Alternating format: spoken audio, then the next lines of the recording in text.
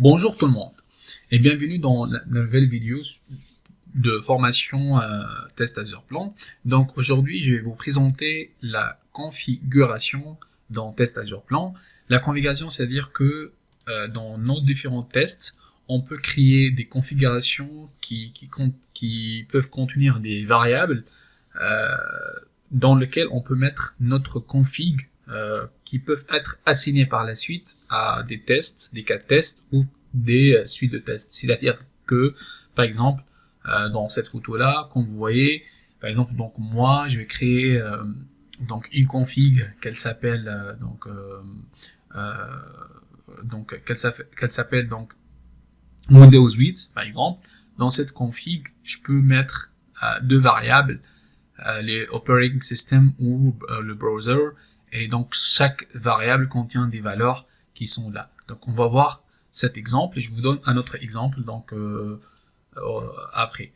Donc là, on va aller sur Test Azure Plan, plutôt le Azure DevOps. Donc, au niveau de Test Azure Plan, donc vous voyez qu'il y a un petit onglet qui s'appelle Configuration. Donc, on clique ici.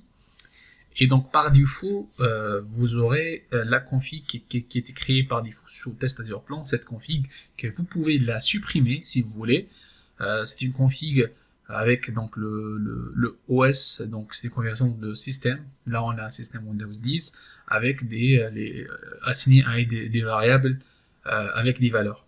Donc, pour vous expliquer, donc là, vous voyez qu'il y a la partie All Test Configuration et en bas, All Configuration Variable.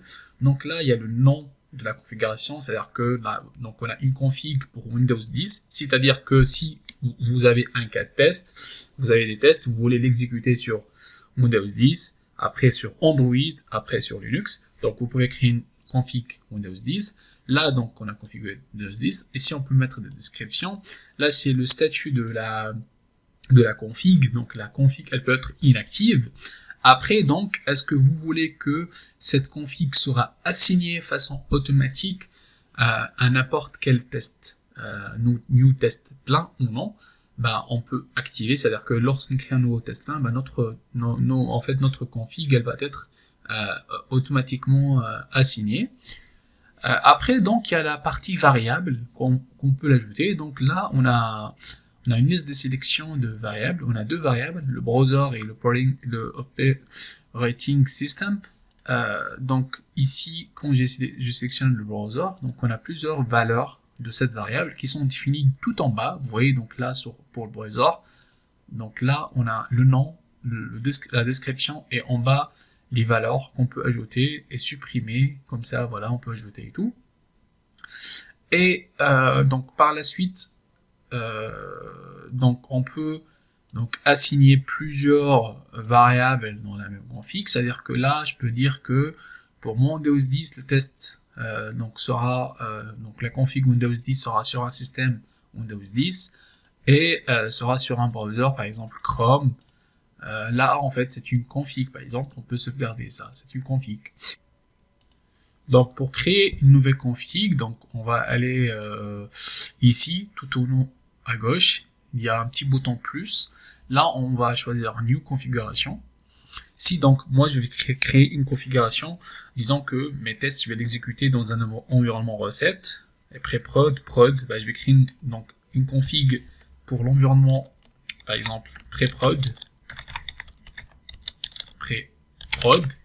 donc pour dire environnement test pré-prod, le statut actif, là je vais dire que assigné à un test plein ou je peux désactiver ça.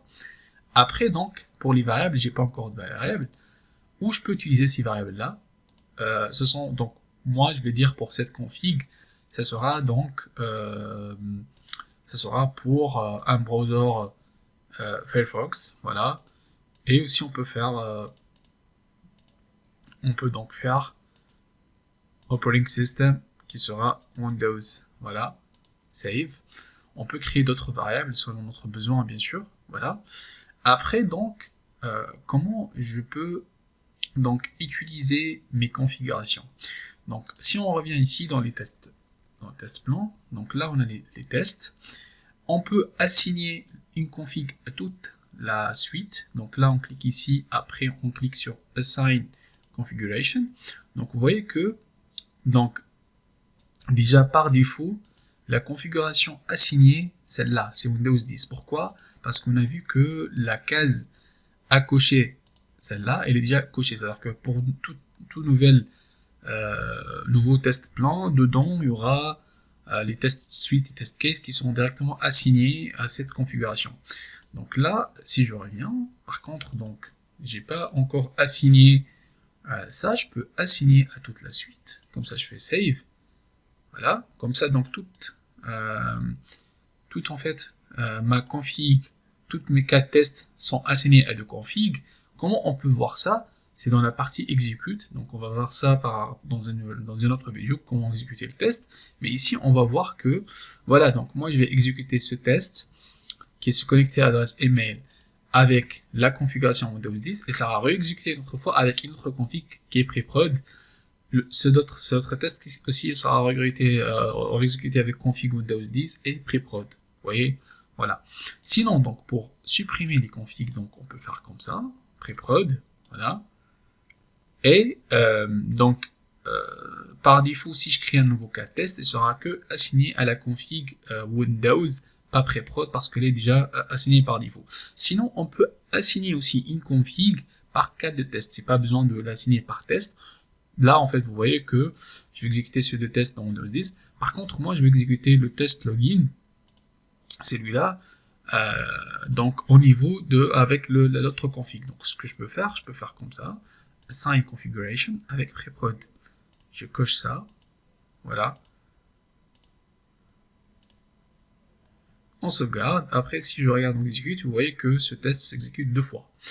Donc, ça, en fait, c'est très important de le faire pour avoir une visibilité donc pour dire que donc voilà mes 4 tests ont exécuté sur c'est quoi les configs et quand on dit config, soit l'environnement, soit la plateforme, soit le système d'exploitation, les navigateurs, je sais pas, la connexion, une configuration de réseau, etc. Donc ce sont des configs techniques généralement qui peuvent être ajoutés pour avoir une visibilité sur les 4 tests. Et on va voir donc dans une prochaine vidéo comment on va créer des rapports, des chartes pour voir, on aura visibilité. On peut avoir un test qui sera par exemple KO sur l'Android et qui est OK sur Windows. Voilà, comme ça on aura une visibilité sur les différents états des tests, sur le statut du test, sur chaque environnement. Et entre autres configurations. Donc voilà, j'espère que la vidéo a été claire. Il n'y a pas d'autre chose sur la configuration, il n'y a que ça, c'est très simple. Et à la prochaine vidéo.